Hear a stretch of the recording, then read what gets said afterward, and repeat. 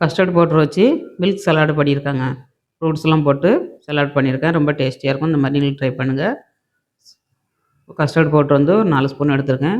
பாலை காய்ச்சி நம்ம ஆற வச்ச பாலை விட்டு நம்ம கரைச்சி வச்சுக்கிடணும். பால் நல்லா கொதிச்சிருச்சுங்க.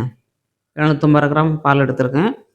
இது நல்லா பொங்கி வந்ததுக்கப்புறம் கஸ்டர்ட் பவுடரையும் வச்சு நல்லா மிக்ஸ் பண்ணிடணும். சீனி வந்து நம்ம ஸ்வீட்டுக்கு தகுந்தபடி போட்டுக்கணுங்க. வெள்ளை சுகர் ஆட் பண்ணியிருக்கேன். ஸ்வீட்டுக்கு தகுந்தபடி ஆட் பண்ணிக்கோங்க. நல்லா வெந்ததுக்கப்புறம் நம்ம இறக்கிக்கிடணும். இறக்கி எடுத்துக்கலாம்.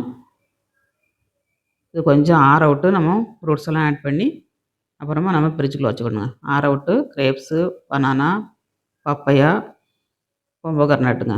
நம்மகிட்ட எந்த ஃப்ரூட்ஸ் இருக்கோ அந்த ஃப்ரூட்ஸை போட்டு வெயிலுக்கு இந்த மாதிரி பண்ணி கொடுங்க குழந்தைகளுக்கு. ஸ்கூல் லீவ் விட்டு குழந்தைகள் வந்து வீட்டில் இருக்கும். வீட்டில் இருக்க குழந்தைகளுக்கு இந்த மாதிரி பண்ணி கொடுங்க.